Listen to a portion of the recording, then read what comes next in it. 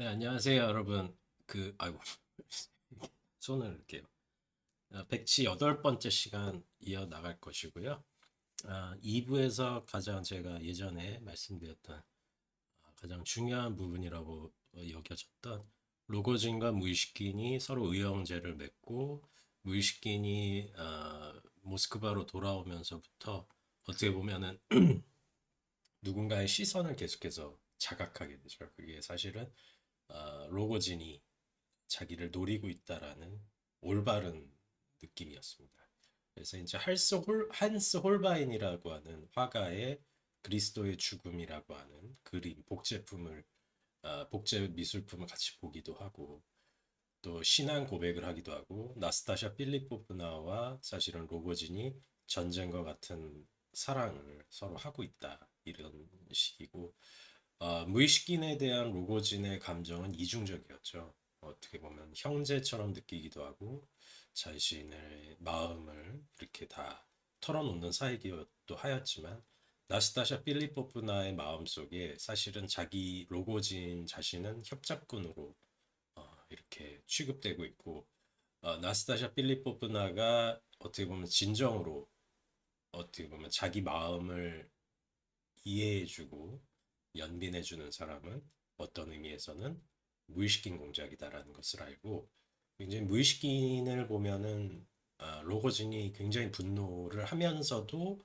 또 이중적인 감정을 항상 느끼게 되죠. 사실 도스토옙스키 제가 도스토옙스키의 작품에서 항상 이제 그 흥미로운 지점은 여기 있는 것 같아요. 쾌와 불쾌의 문제, 감정적인 정념의 문제에서 이 사람들은 굉장히 인위적일 정도로 혹은 굉장히 일부러 저렇게 하나라는 생각이 들 정도로 고통을 탐닉합니다. 그리고 고통을 탐닉하는 과정에서 자기의 존재감을 느끼고 고통을 탐닉하고 고통에 대해서 굉장히 그것에 대해서 파고들고 파고드는 과정을 통해서 본인들의 정체성을 찾거든요. 근데 이런 것은 일견 공리주의자들이나 경험주의자들, 도덕적인 정초를 자연적인 쾌감이나 불쾌로서 만들고자 하는 이런 영국적 계열 철학자들이죠. 그런 철학자들에게 있어서는 대단히 이게 그 아이러니한 걸 넘어서 미친 사람들인가 이런 생각이 들 정도의 접근을 굉장히 많이 하거든요. 그래서 굉장히 특이한 그 영국 쪽 분들이 보기에는 도스토옙스키 영국 쪽 철학자들이 보기에는 도스토옙스키의 소설이 이제 좀 아이러니컬한 걸 넘어서 불가해한 측면이 좀 있지 않았을까 그런 생각을 좀 어떻게 보면 하게 되더라고요. 자, 그러면은 오늘은 김근식 선생님이 옮기신 그 역시 열린 책들 보급판 버전으로 해서 조금 더 따라가 보겠습니다. 2부의 5장인데 굉장히 명문이고 저는 사실은 뭐 이 작품은 뭐 대단히 지금 현재에서도 지금도 어떻게 보면은 걸작으로 위상이 높지만은 저는 이 배치에서 이 5장 이 파트는 어떻게 보면은 그 20세기 의식의 흐름이라든지 어 지금 우리가 일어나고 있는 죄송합니다. 문학적인 어떤 실험의 과정에서 도스토옙스키가 굉장히 선구적인 영역을 정초를 했다라고 봐도 과언이 아닐 정도로 도스토옙스키 전 작품을 통해서도 굉장히 손꼽는 그런 저는 장이라고 보거든요. 한번 읽어볼게요. 자, 347쪽입니다. 5장, 2부 5장. 이미 늦었다. 거의 2시 반이었다. 공작은 옛반찐의 집에 들렀으나 그는 나가고 없었다. 공작은 명함을 남겨두고 저울 여관으로 가서 니콜라이에게 물어보고 만약 그가 거기에 없으면 그에게 메모라도 남겨놓고 오리라고 결심을 했다. 저울 여관에 가니 하인들이 니콜라이는 벌써 아침에 나갔어요. 그런데 누군가 와서 어디 있느냐고 물어보면 3시경에 온다고 하랬어요. 만약 3시 반까지 여기에 안 오면 기차를 타고 파블로브스크에 있는 옛반진 장군의 부인의 별장에 가서 식사하는 걸로 알고 계시라고 했어요. 공작은 앉아서 기다리다가 그 김에 점심까지 부탁했다. 그러니까 굉장히 일상적인 느낌이죠. 그냥 약속이 있었는데 누가 안 왔네. 그러면은 그래 뭐 온 김에 점심 식사라도 하자. 근데 한편에 나스타샤 필리포브나와 로고진 부부에 대한 생각, 그리고 나스타샤 필리포브나가 자기를 사랑하고 있다는 느낌, 그리고 로고진 간의 의형제, 모든 걸 다 줄 것 같은 로고진의 태도, 그리고 아글라에 대한 생각, 이런저런 상념, 그리고 스위스에서 있었던 어떻게 보면은 무의식인의 그런 치료 과정과 간질이 아직도 자기 자신을 언제든지 엄습할 수 있다라는 두려움, 뭐 이런 것이 복합적으로 이렇게 어, 섞인 그런 상태겠죠. 3시 반이나 지나 4시가 되어도 니콜라이는 나타나지 않았다. 공작은 밖으로 나와 발길이 닿는 대로 걸었다. 초여름의 빼제부르크에는 가끔 화창하고 고요한, 그야말로 매혹적인 날씨가 찾아온다. 그날도 일부러 골라 잡은 듯이 보기 드물게 좋은 날씨였다. 공작은 얼마간 아무 목적 없이 배회했다. 그에게 이 도시는 생소했다. 그는 이따금 낯선 건물 앞 교차로나 광장에서 또는 다리 위에서 멈춰섰다. 이 모든 것이 다 내 잘못이란 말인가? 그는 자기가 무슨 말을 하고 있는지도 자각하지 못한 채 혼자서 중얼거렸다. 저녁 6시경에 그는 황제마을역의 플랫폼에 와 있었다. 그는 더 이상 고독을 참을 수 없었다. 그의 가슴 속에서 새로운 열정이 솟았다. 일순간에 그의 영혼을 괴롭혔던 암흑이 환하게 불을 밝혔다. 그러나 그는 어떤 강박관념에 시달리고 있었다. 그것은 그가 꿈꾸었던 환상이 아니라 바로 눈앞에 존재했던 현실이었다.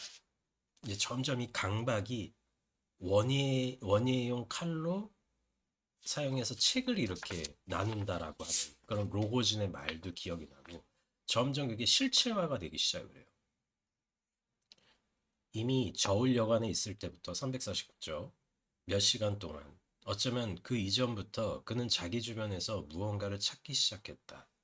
반 시간가량 잊고 있을 때도 있었지만 불안하게 주위를 둘러보면서 무엇인가를 찾고 있었다.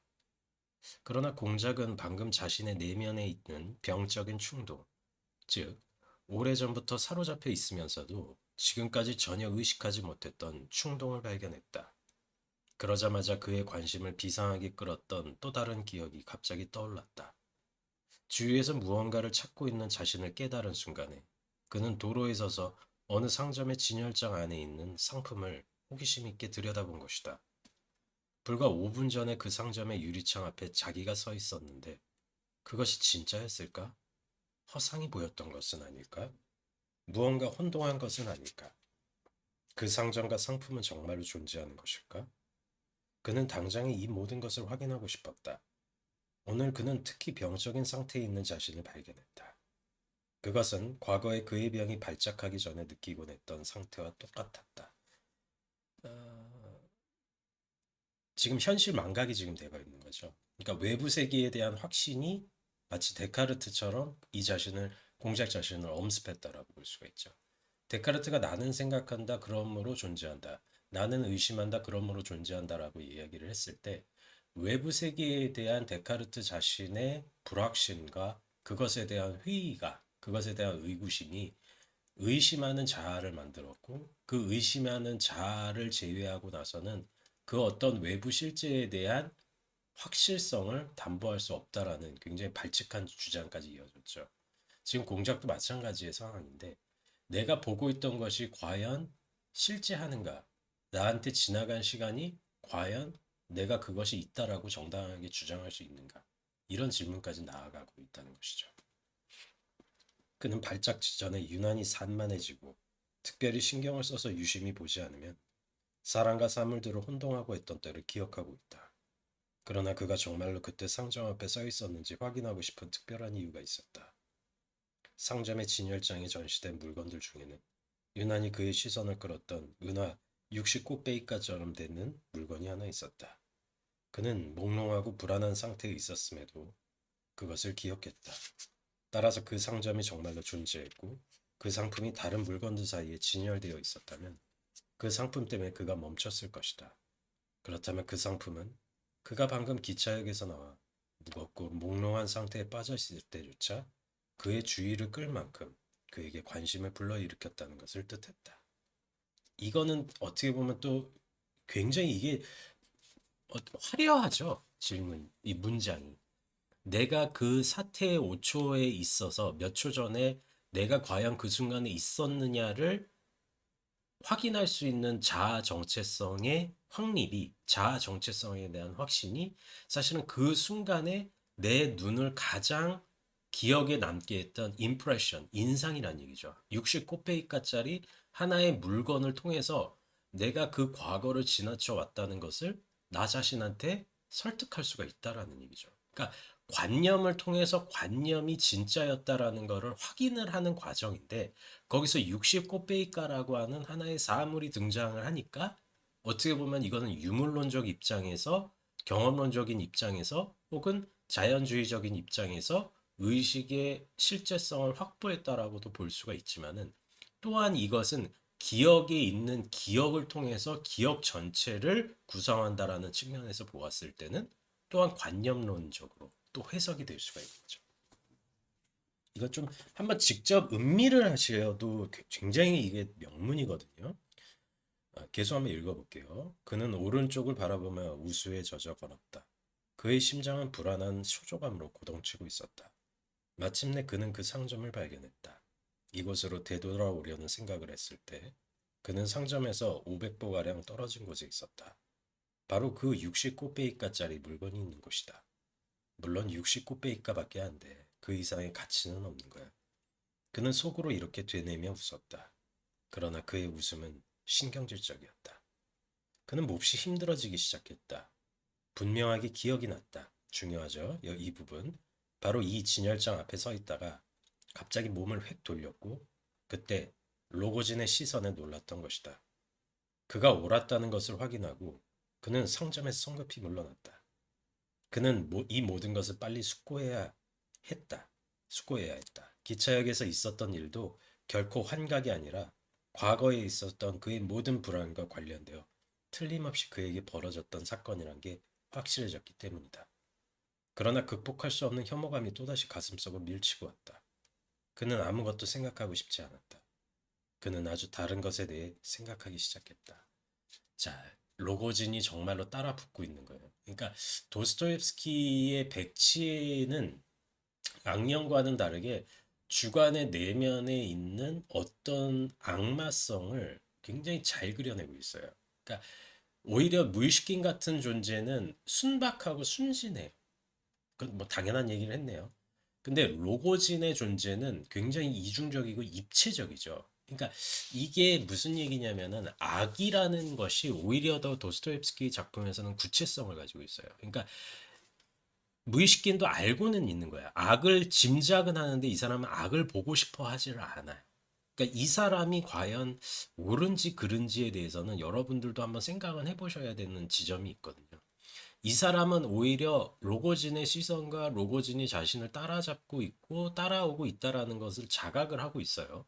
그런데 그것을 어떤 식으로든지 거부하고 부인하고 있는 느낌이 있잖아요, 지금. 항상 이 사람은 많이 모든 사람이 그렇지 않아. 그렇지 않아. 선할 거야. 그렇지 않아. 이렇게 생각을 하고 있다라는 거죠. 그러니까 이 지점에서 사실은 무의식인에 대한 평가도 우리가 다시 한번 생각은 해봐야 되는 지점은 있어요. 과연 이 사람이 정상 선한 사람은 맞는데 과연 그 선함이라는 그 선함 그 자체가 다른 사람의 삶에 있어서도 과연 선한 것을 그대로 통용이 될 수가 있는가. 그러니까 정말 어떻게 보면 마키아벨리의 정반대에 위치하는 사람이 아닌가 이런 생각도 들어요. 그런데 과연 마키아벨리 같은 마키아벨리스트나 뭐 소시오패스나 사이코패스나 이런 종류의 정반대돼 있는 사람이잖아요. 근데 과연 이런 사람이 있다라고 해서 이 세상이 선함으로 정립이 될까라고 묻는다면 참 의구심이 드는 거죠. 그의 간질병 증후 중에는 거의 발작 직전에 오는 어떤 단계가 있다. 그 단계에 들어서면 우수와 정신적 암흑과 억압 사이에서 순간적으로 그의 뇌는 불꽃을 튀고 모든 활력은 폭발적으로 긴장한다. 삶의 감각과 자의식은 번개처럼 이어지는 매 순간 거의 10배로 증가된다. 그의 모든 감정, 의심, 걱정은 평온함으로 바뀌고 빛을 발하는 기쁨, 조화, 희망이 되고 그의 이성은 결정적인 원인을 이해하는 데까지 이른다. 그러나 이 순간들, 이 광채들은 발작 바로 전에 오는 결정적 1초를 예고할 뿐이다. 그 순간은 물론 견딜 수가 없다. 나중에 건강한 상태에서 그 순간을 곰곰이 생각해보면 그는 곧잘 자기 자신에게 이렇게 말한다. 극도의 자각과 자의식이 최상의 삶의 형태로 떠오르는 이 섬광의 순간들은 정상적 육체 상태를 거부하는 병에 지나지 않는다. 하지만 공작은 마침내 역설적인 결론에 도달한다. 그것이 병이라면 사실이 어쨌단 말인가? 이 긴장이 비정상적이진 아니든 그게 무슨 상관인가? 이미 건강한 상태에서 상기되고 검토되는 일순간의 감각이 최상의 조화와 아름다움으로 확인된다면 그 결과 자체가 여태껏 들어보지도 못하고 추측해보지도 못한 충만과 중용과 화해의 감정과 고귀한 삶의 합성과 혼합된 법열을 가져다 준다면 긴장이 비정상이든 아니든 무슨 상관인가?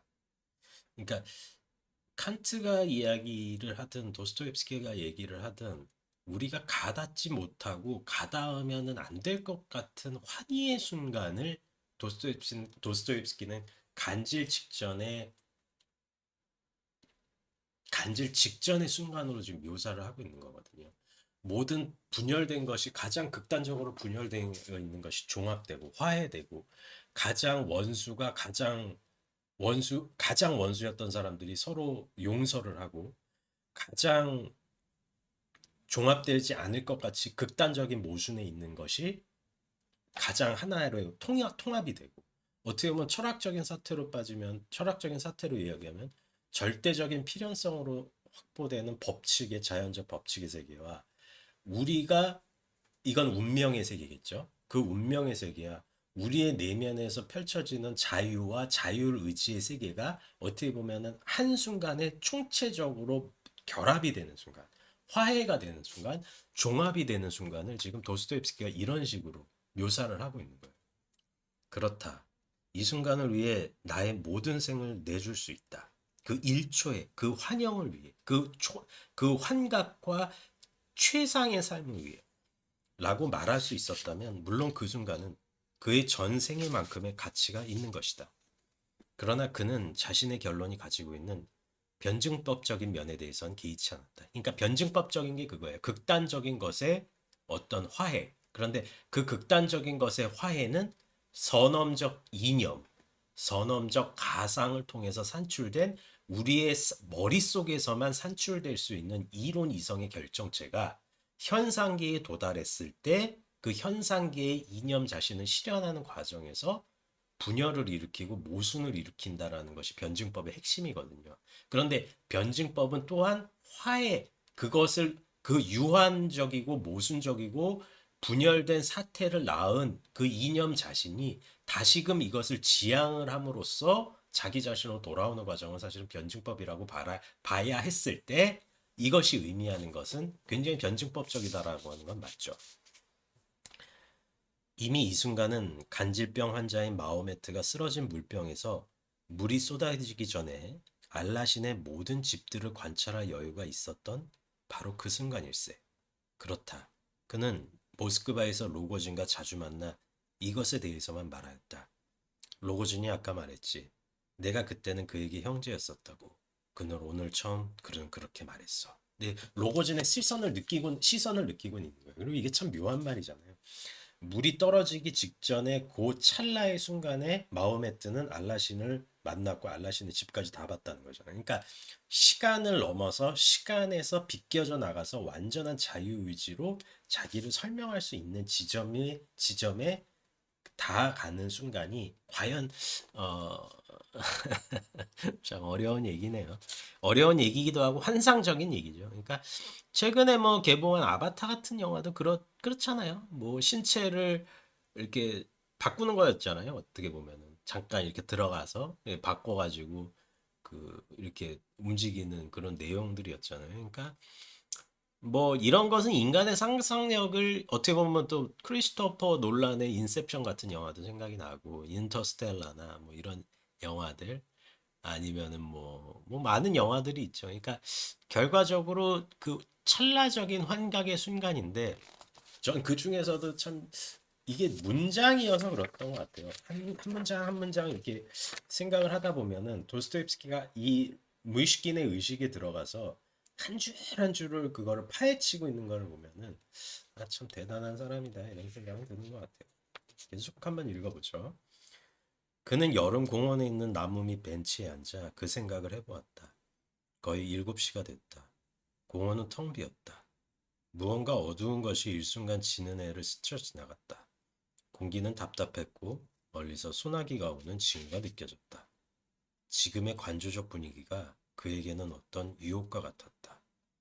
그는 외부 대상의 기억과 이성을 고정시키고 또 그렇게 하는 것이 대단히 만족스러웠다. 그는 무언가 현실적이고 기묘한 것을 잊고 싶었던 것이다. 로고진의 시선이겠죠, 그거는. 그러나 눈을 들어 자신의 주변을 바라보는 첫 순간에 그가 그토록 탈피하고 싶어 했던 자신의 침울한 상념을 또다시 인식하는 것이었다. 그는 아까 여관에서 식사를 하며 최근에 벌어진 극히 이상한 살인사건에 관해 종업원과 얘기를 했던 것이 떠올랐다. 도저히 물리칠 수 없는 유혹과도 같은 욕망이 그의 모든 의지를 갑자기 마비시켜버렸다.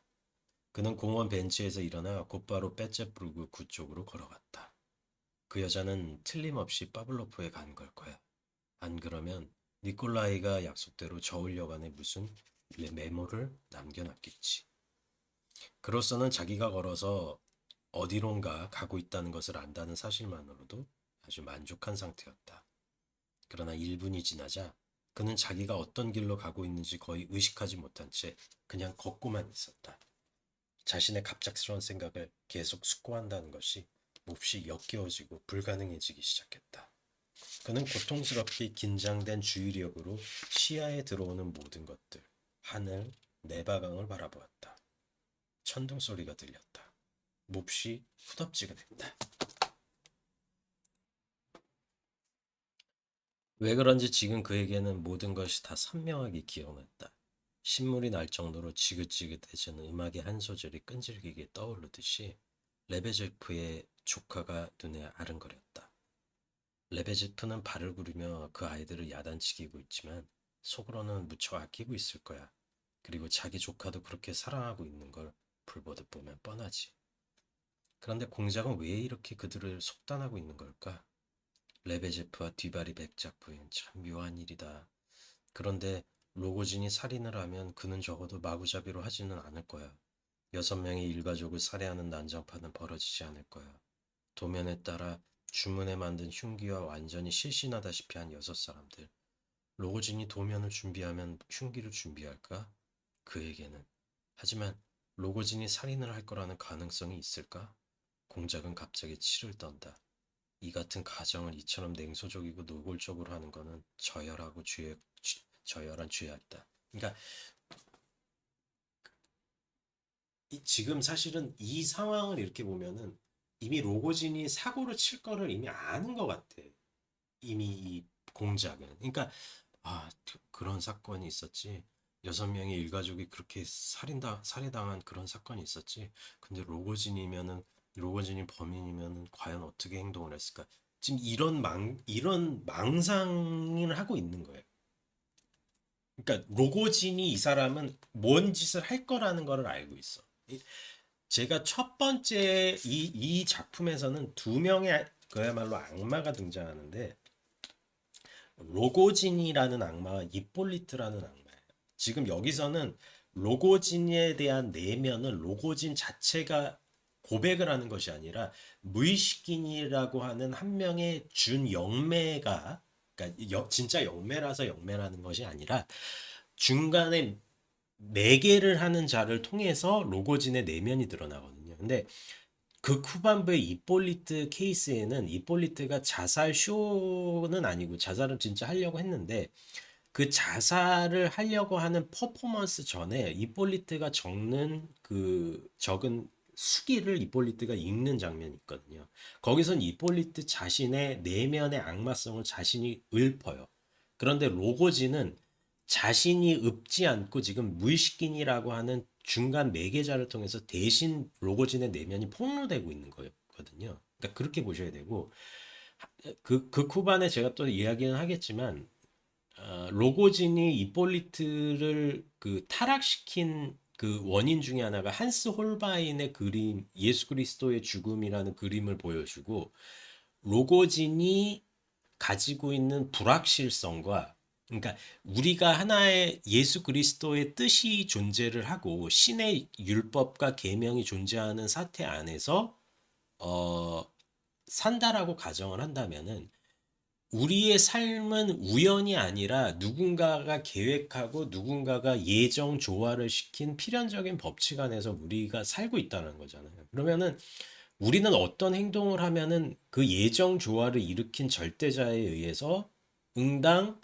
처벌을 받을 수가 있는 거죠. 근데 그렇지 이것 자체를 속된 얘기로 모두 부인하는 자라면 마치 로고진이나 이폴리트처럼 부인하는 자라면 그리고 로고진은 이러한 무신론적이고 신이 없다라는 생각 자체를 이폴리트한테는 불어넣어요.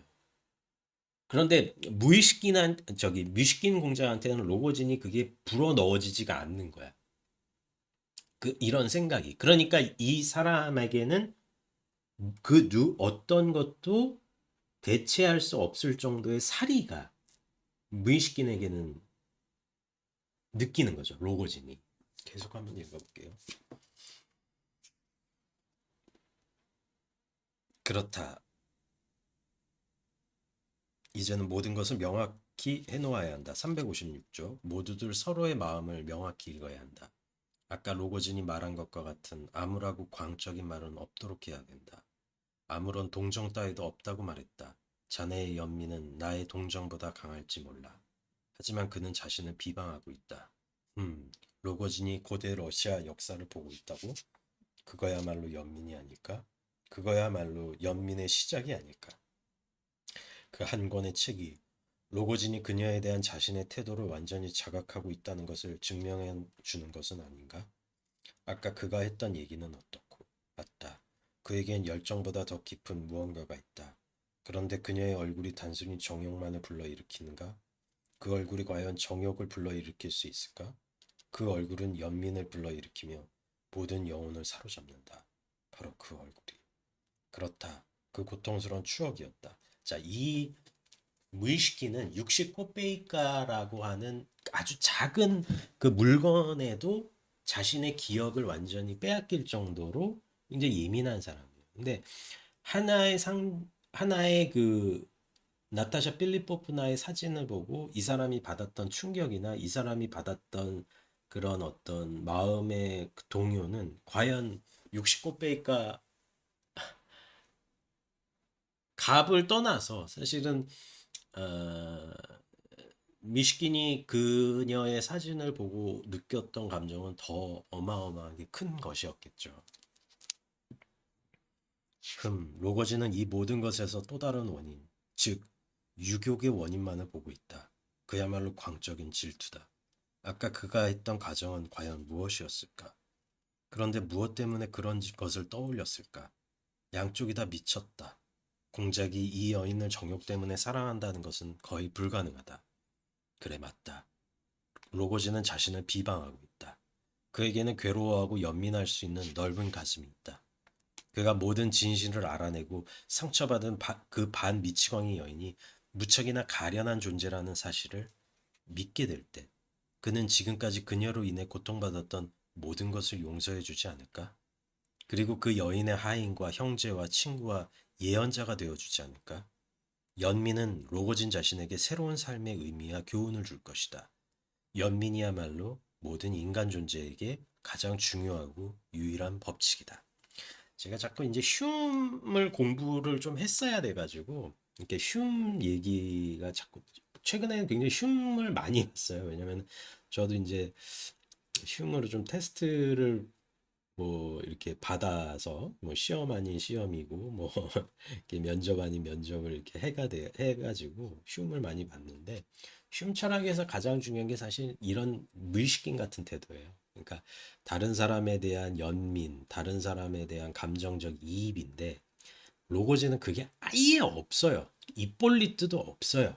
그러니까 없는 인간들한테 과연 흉과 같은 흉의 화신이라고 볼 수 있는 무의식인 같은 이런 존재의 이런 생각이 과연 어디까지 맞느냐라고 봐야 하는지 참 궁금하기도 하죠.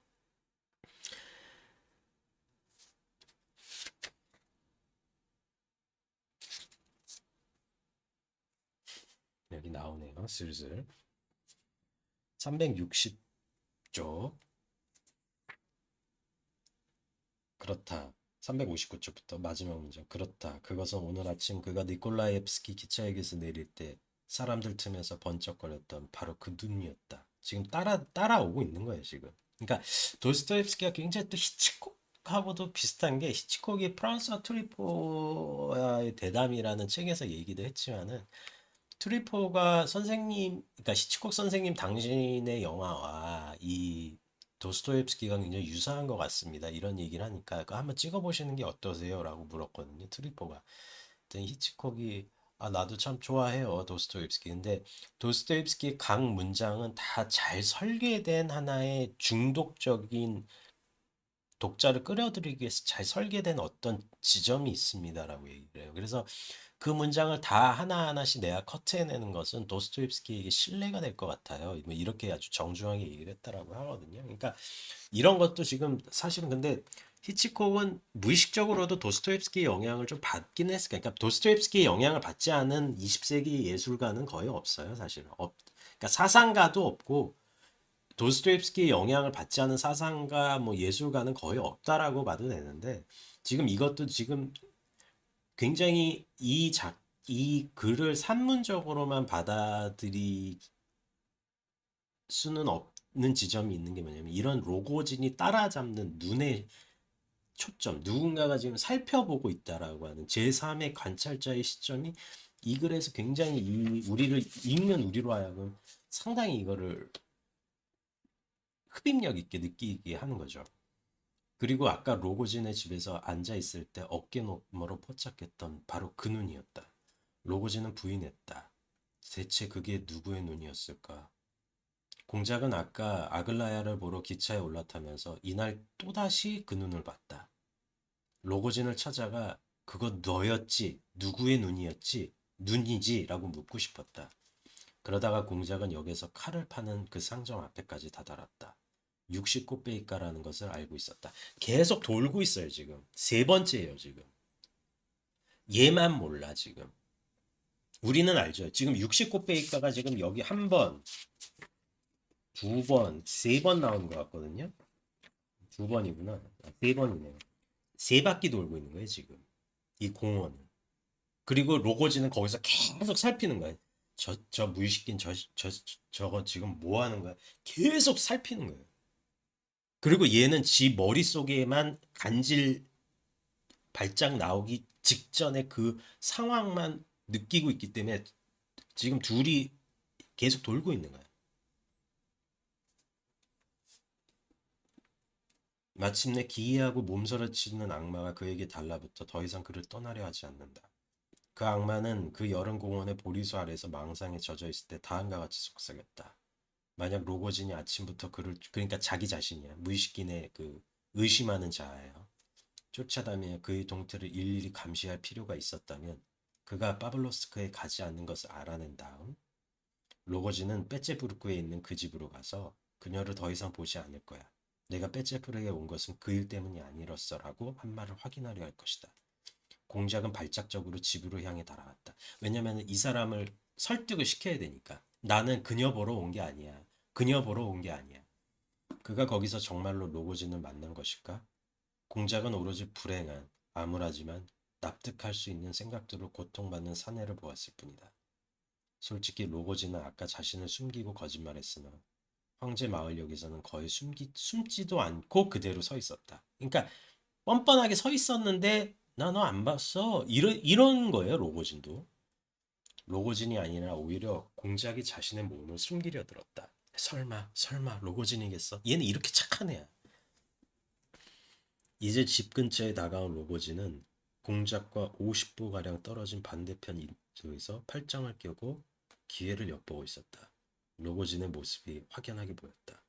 고의로 자신의 모습을 드러내고 싶어하는 태도였다. 너 다시 왔지? 그리고 이러고 보는 거예요. 그러니까 이게 얘는 사과를 하려고 다시 가는데 이러고 보고 있는 거야. 그리고 숨기려고 하지도 않아. 그러니까 공작은 그러니까 쟤 나 의형제 맺었는데 왜 쟤는 나를 저렇게 감시하고 있지? 그러니까 이러고 공작은 오히려 더 부들부들 떨고 있는 거고 로거지는 볼 테면 봐라라는 식으로 이러고 보고 있는 거예요. 그러니까 이게 도스토옙스키가 이 작품도 제가 계속 백치 얘기하면서 악령 얘기도 많이 하는 게 뭐냐면은 악령이 독한 것 같은데 사실 이게 조금 더 독해요. 그러니까 사람을 긁는 지점이 있어요. 그러니까 로고진이나 이폴리트는 또 굉장히 묘하게 긁거든요. 그러니까 사 그러니까 누구나 무의식인을 긁고 싶어해요. 그걸 넘어서 로고진은 죽이고 싶어 하는 거거든요, 지금. 뻔뻔하게 나 너 지금 이렇게 감시하고 있는데 너 내가 감시하는 거 알면서도 너 지금 나 이렇게 일부러 모른 척하냐? 지금 이런 태도예요, 지금 로고진은. 어떤 입장에서는. 다 그래 뭐 그렇다 치자. 난 너 이게 칼 들고 이러고 너 따라가고 있어. 너 여기서부터 따라가고 있는데 너는 나를 지금 내가 이렇게 쓱쓱 하고 있는데도 너는 일부러 그러는 거야? 너 일부러 모른 척 하는 거야? 아니면 너 모르는 거야? 너 바보냐? 바보인 척 하는 거냐? 백치냐? 백치인 척 하는 거냐? 지금 이거 계속 살피는 거예요. 불안하지? 불안하지? 넌 세상을 믿니? 뭐 이런 식으로. 계속 그 눈으로. 그런데 왜 로고진에게 공작은 다가가지 않고 마치 아무것도 눈치채지 못하는 듯이 그에게서 몸을 돌렸을까?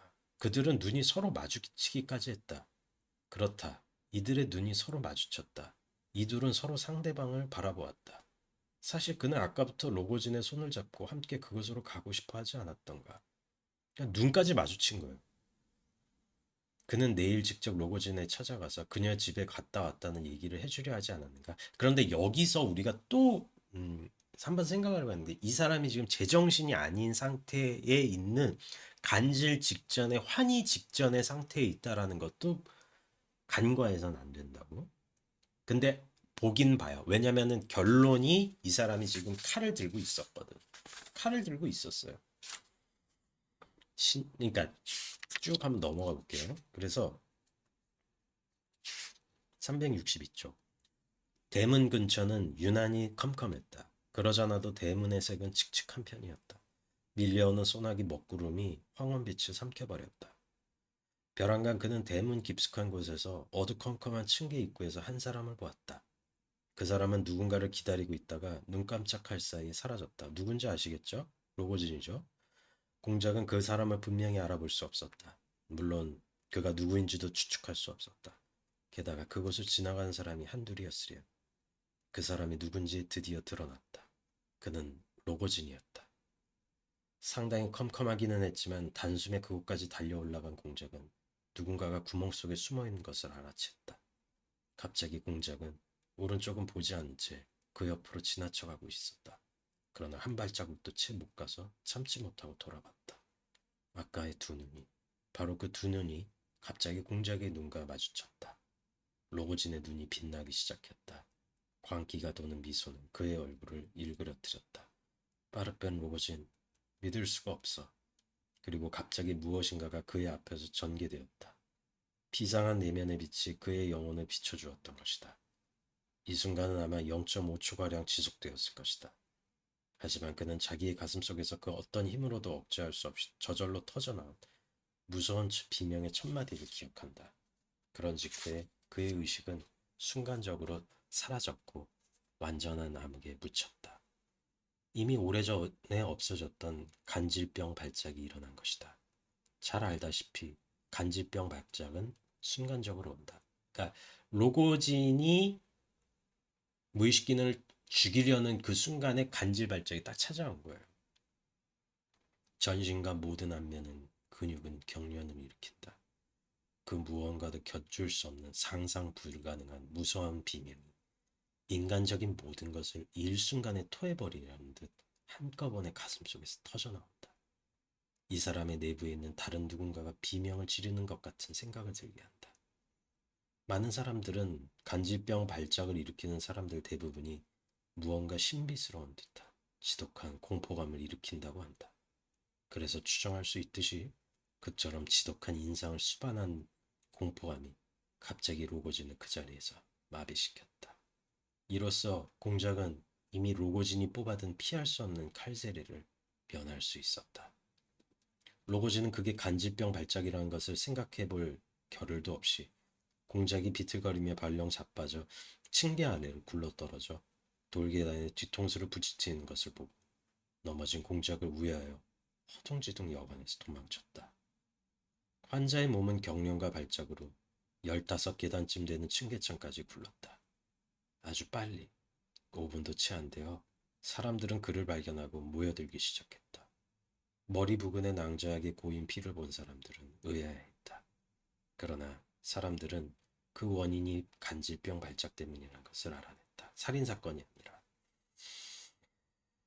공작은 의식이 들었지만 완전히 제정신은 돌아오기까지는 상당히 오랜 시간이 걸렸다. 머리의 타박상을 진찰하고 별 우려는 없다고 했다. 1시간 후에 공작이 상황을 이해하기 시작했을 때 니콜라이는 그를 여관에서 데리고 나와 레베제프 집으로 옮겼다. 레베제프는 굽실거리며 환자를 열성적으로 맞이했다. 이미 사흘 후에 모두들 파블로스크에 와 있었다. 공작을 위해 별장으로의 출발을 앞당겼고 모두 모이게 되었다. 공작을 이제 병문안도 할 겸. 자, 어떠셨는지는 잘 모르겠습니다. 좀 저도 이렇게 다시 강의를 하기 위해서 이렇게 강의 겸 저도 뭐 같이 이렇게 읽을 겸 같이 이렇게 읽었는데 5장을 여기까지는 한번 읽어보고요. 한번 직접 읽어보셔도 굉장히 도스토옙스키가 지독하게 문장을 끌고 나가는 거를 알 수가 있어요. 그래서 꼭 요 2부 5장은 현대 불후의 명작인 것 같아요. 저는 도스토옙스키 모든 상황 중에서 그러니까 죄와벌의 어떤 장면, 악령의 어떤 장면, 뭐 까라마조프가의 어떤 장면, 그리고 뭐 추후에 또 하겠지만 톨스토이나 포크너의 어떤 장면들이 있는데 도스토옙스키는 백치에서는 이 장면이 그 중에 한 장면인 것 같아요. 가장 결정적이고 가장 장엄하기도 하면서도 우스꽝스럽기도 하면서도 굉장히 현대적이면서도 굉장히 고전적이면서도 불가해하면서도 그런 장면이기 때문에 한번 직접 읽어보시기를 바라고 또 요 제가 또 웬만큼 이렇게 잘 이렇게 커팅을 해서 좀 말씀을 드린 것 같아요. 그래서 이거를 들으셔도 괜찮고요. 그래서 한번 직접 이렇게 한번 읽어보시기 바랍니다. 좀 재밌게 들으셨으면 좋겠고요. 다음 시간에 백치 또 쭉 읽어보고 재미있는 부분은 계속해서 더 많아요. 그러니까 굉장히 중독성이 있고 굉장히 로맨틱하기도 하고 무섭기도 하고 우스꽝스럽기도 한 그런 아주 깊은 소설이니까요. 같이 이렇게 완독하는 시간 가졌으면 좋겠습니다. 네, 긴 영상 봐주셔서 감사드립니다. 네, 고맙습니다.